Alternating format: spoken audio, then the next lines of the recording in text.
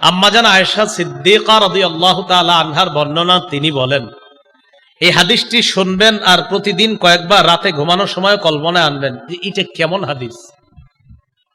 ক্বালা রাসূলুল্লাহ সাল্লাল্লাহু আলাইহি ওয়াসাল্লাম, নবীজি বলেন, তুহশারুনা হুফাতান উরাতান গুরলা,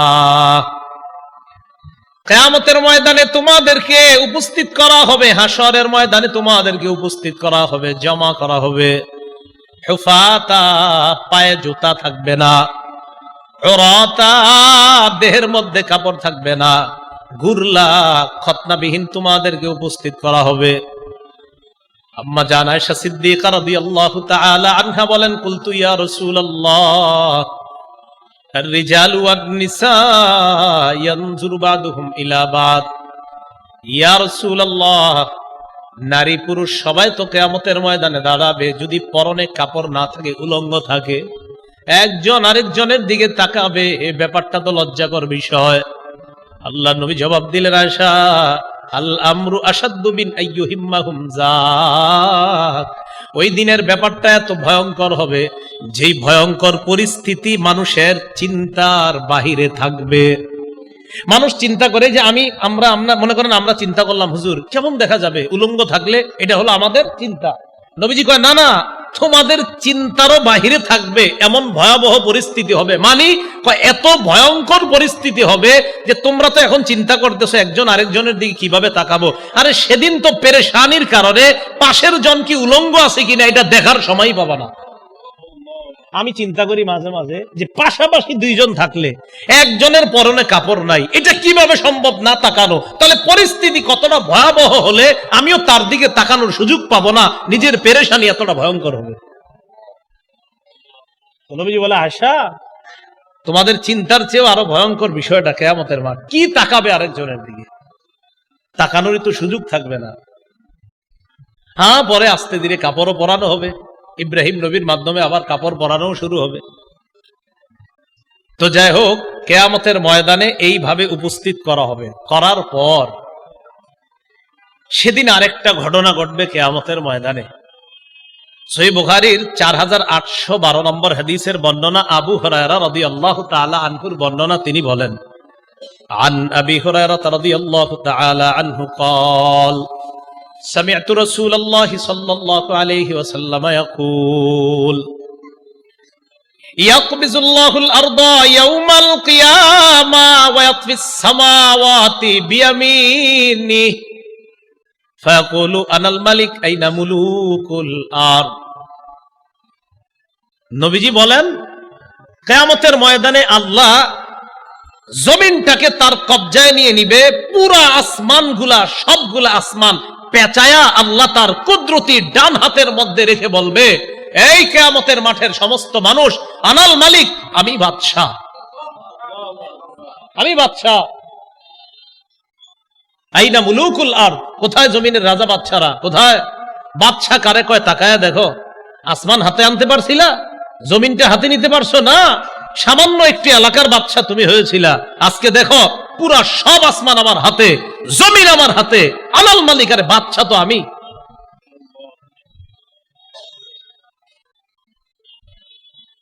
আর কি অবস্থা হবে জাহান্নামীদের কিয়ামতের মাঠে? এখনো জাহান্নামে যায় নাই, কিয়ামতের মাঠে। সহিহ বুখারীর 6532 নম্বর হাদিসের বর্ণনা, قال رسول الله صلى الله عليه وسلم يعرق الناس يوم القيامة حتى يذهب عرقهم 70 ذراعا। কিয়ামতের ময়দানে একদল মানুষের ঘাম এত পরিমাণ হবে, ঘামগুলা তাদের শরীর থেকে পড়ার পর 70 গজ পর্যন্ত ছড়িয়ে যাবে ঘাম। কয় গজ? কয় গজ? হ্যাঁ, 70 গজ হওয়ার পর ওয়ায়ুলজিমুহুম ইলজামা, বুখারীর বর্ণনা ইলজামা নাই, অন্য বর্ণনা ইলজামা আছে, বুখারীতে আছে ওয়ায়ুলজিমুহুম হাত্তা ইয়াবলুগা আযানাহুম। ঘাম এত পরিমাণ হবে, এই ঘাম মানে পায়ের নিচে পড়ে থাকবে এমন না, ঘাম এত পরিমাণ উঁচা হবে, এই ঘামের মধ্যে তাদের চেহারাটা ডুববে। শুধু তাই না, চেহারা ডুববে একবার, কান পর্যন্ত ঘাম চলে যাবে, একবার চেহারা ঘামের নিচে যাবে, আবার ঘামের উপর উঠবে। এইভাবে কিয়ামতের মাঠটা কায়েম হবে। ভয়াবহ পরিস্থিতি কি পরিমাণ হবে? নবীজি কয় তোমরা যদি জানতা তাহলে তোমরা কি করতা জানো? আরামায়ের ছাইরা মাঝে মাঝে জঙ্গলে গিয়ে আল্লাহর কাছে আশ্রয় চাইতা, যদি কিয়ামতের ভয়াবহতা তোমরা জানতা। তিরমিজি শরীফের 2312 নম্বর হাদিসের বর্ণনা। এই হাদিসের মধ্যে আসছে রাসূলুল্লাহ সাল্লাল্লাহু আলাইহি সাল্লাম বলেন, লাউ তা'লামুনা মা আ'লামু, পুরো বিষয়টা ইন্নী আরা মা লা তারাউনা, তোমরা যা দেখো না আমি তা দেখি, ওয়া আসমাউ মা লা তাসমাউনা, তোমরা যা শোনো না আমি তা শুনি।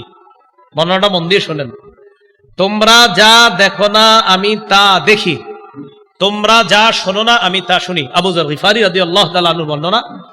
এরপর নবীজি বলেন, শোনো, আত্তাতিস সামা ওয়া হুক্কালাহা আনতা ইত্তা, কয় আকাশ কটকট আওয়াজ করতেছে, আকাশ কটকট আওয়াজ করতেছে, কয় আসমানের জন্য এটা শোভা পায়, এটা তার হক আছে এইভাবে কটকট আওয়াজ করা। হ্যাঁ, এটা আমি শুনি, তোমরা শোনো না। কয় এটা ও কটকট করতেছে। কয় জানো তোমরা, মা ফিহা মাউদিউ আরবা'i আসাবি'a ইল্লা ওয়া মালাকুন ওয়াদি'ুন জাবহাতাহু ফিস সামা সাজিদান লিল্লাহ। নবীজি বলেন, আসমানের মধ্যে এমন 4 আঙ্গুল পরিমাণও ফাঁকা জায়গা নাই যে জায়গার মধ্যে একজন ফেরেশতা তার মাথাটা ঝুঁকায় আল্লাহর দরবারে সিজদা করে না। আসমানের মধ্যে 4 আঙ্গুল পরিমাণও ফাঁকা পাবে না, প্রত্যেকটা জায়গায় ফেরেশতার সিজদা পাইবা। ফেরেশতা সিজদা করে, আসমান কটকট আওয়াজ করে, এটা তার জন্য শোভা পায়, সে করে এই আওয়াজটা। এরপরে কি কয় নবীজি দেখেন, লাউ তা'লামুনা মা আ'লামু, আমি যা জানি তোমরা যদি তা জানতে, লা দাহিকতুম কালিলা ওয়া লা বাকাইতুম কাসীরা, তাহলে তোমরা কম হাসতে আর বেশি বেশি কান্না করতা। এরপর আল্লাহ নবী বলেন, ওয়া তালাদ্দাতুম বিন নিসাই আলা ফুরুশিকুন্না ওয়া লা খুরুজতুম ইলা সুউদাতি তাজআরুনা ইলা আল্লাহ, আমি যা জানি তোমরা যদি তা জানতে, তোমরা তোমাদের আরাম আয়েশের বিছানাগুলা ছেড়ে বিবিদেরকে মাঝে মাঝে রাইখা জঙ্গলের মধ্যে চইলা যাইতা আল্লাহর কাছে আশ্রয় নেওয়ার জন্য। আর তোমরা বলতা, লাওয়াদিত্তু আন আকুনা শাজারাতান তু'দাদু, মনে মনে বলতা, হায় আমি যদি গাছ হয়ে যেতাম যে গাছটা কেটে ফেলা হতো, আমি যদি গাছ হয়ে যেতাম যে গাছটা কেটে ফেলা হতো। তাহলে চিন্তা করেন পেরেশানি কি পরিমাণ। নবীজি কয়, তোমরা যদি জানতা আমি যা জানি, মাঝে মাঝে জঙ্গলে গিয়ে কি বলতা জানো, হায় আল্লাহ তোমার আশ্রয় চাই, তোমার কাছে বানা চাই, আমি যদি গাছ হয়ে যেতাম যে গাছটাকে কেটে ফেলে এটাকে লাকড়ি বানায়া মানুষ জ্বালায় ফেলতো, বা শেষ হয়ে যেত, আমার আর কোনো হিসাব নিকাশ করার প্রয়োজন হইতো না। মাঝে মাঝে এরকম আফসোস হইতো, এরকম তোমরা করতা যদি তোমরা জানতা আমি যা জানি, এটা যদি তোমরা জানতা। কিয়ামতের ভয়াবহতা থেকে আল্লাহ হেফাজত করে আমাদেরকে যেন আরশের ছায়াতলে আল্লাহ মায়া করে জায়গা করে দেয়। সবচেয়ে ভয়ঙ্কর পরিস্থিতি কাদের হবে? অনেকের হবে। এর মধ্যে উল্লেখযোগ্য যারা বয়ান করে, বক্তৃতা করে, বক্তাদের। হ্যাঁ, বক্তাদের।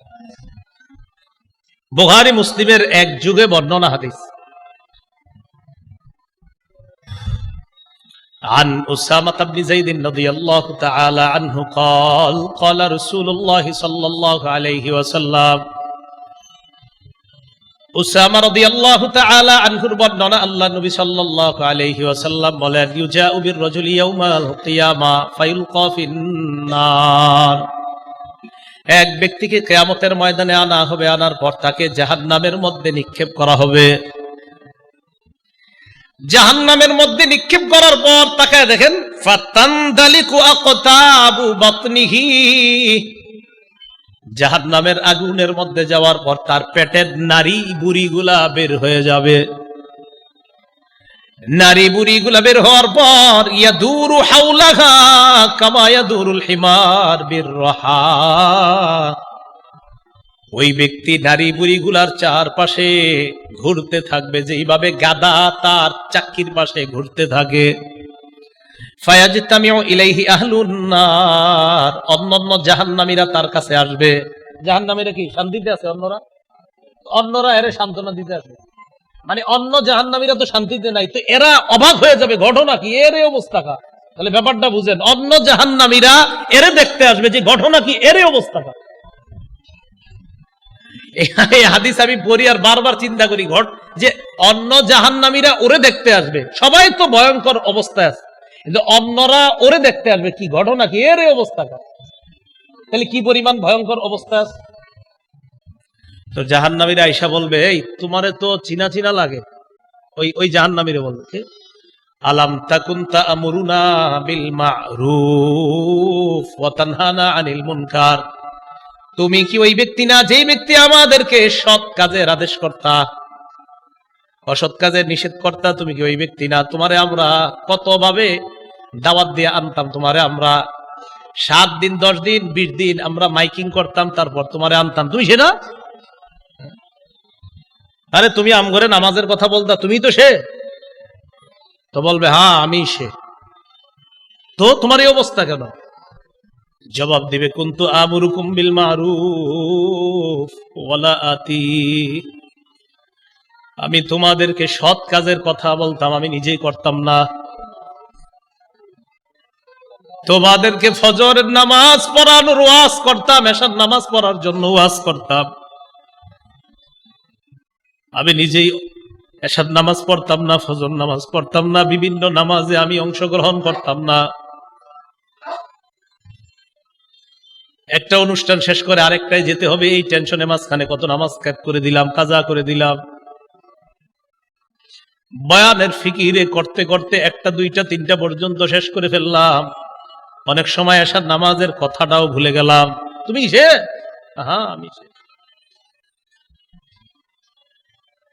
আফসোস।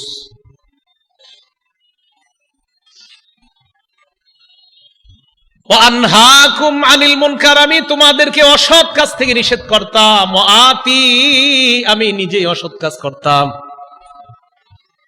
আমি তোমাদেরকে বলতাম অশ্লীল সিনেমা দেখবা না, অশ্লীল কোনো কিছু করবা না, আমি নিজেই অশ্লীল কাম করতাম। তো এই কারণে আমার এই পরিস্থিতি। আল্লাহ হেফাজত করেন। যারা সৎ কাজের আদেশ, অসৎ কাজের নিষেধ, আমি সহ সবাই যারা দাওয়াতের কাজ, খুব সতর্ক।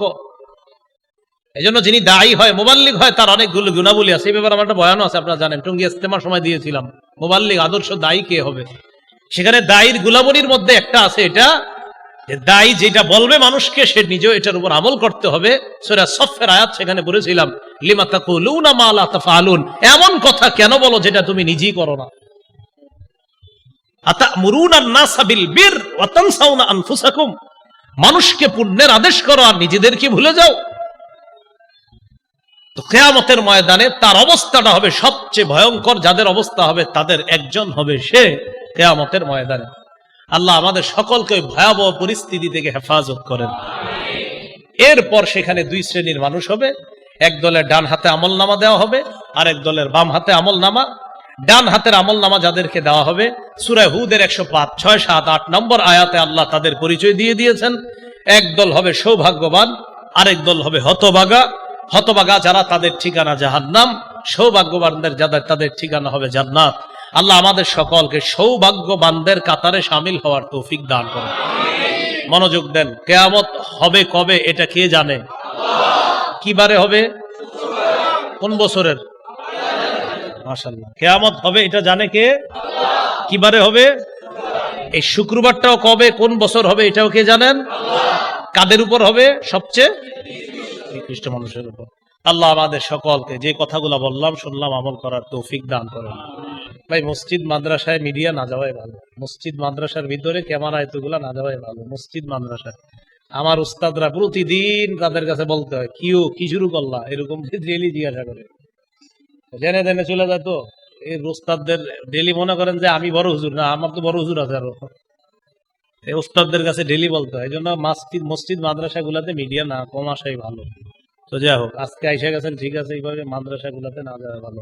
আজকে কিন্তু আবার কোথাও দৌড় দিয়ে না, ব্যাস আসছেন বাসায় চলে যান, ঠিক আছে। আল্লাহ আমাদের সকলকে যা শুনলাম বললাম আমল করার তৌফিক দান করেন। এই মাদ্রাসার প্রতি সবাই খেয়াল রাখবো, দোয়া করব, মাদ্রাসাটা যেন আল্লাহ কবুল করেন। মাদ্রাসার ছাত্রগুলোকে যেন আল্লাহ পাক রব্বুল আলামিন রব্বানি হাফেজ, রব্বানি আলেম হিসাবে কবুল করেন। ওয়া আখিরু দাওয়ানা আলহামদুলিল্লাহি রাব্বিল আলামিন। গাজীপুর যেতে হবে আমার জন্য। হ্যাঁ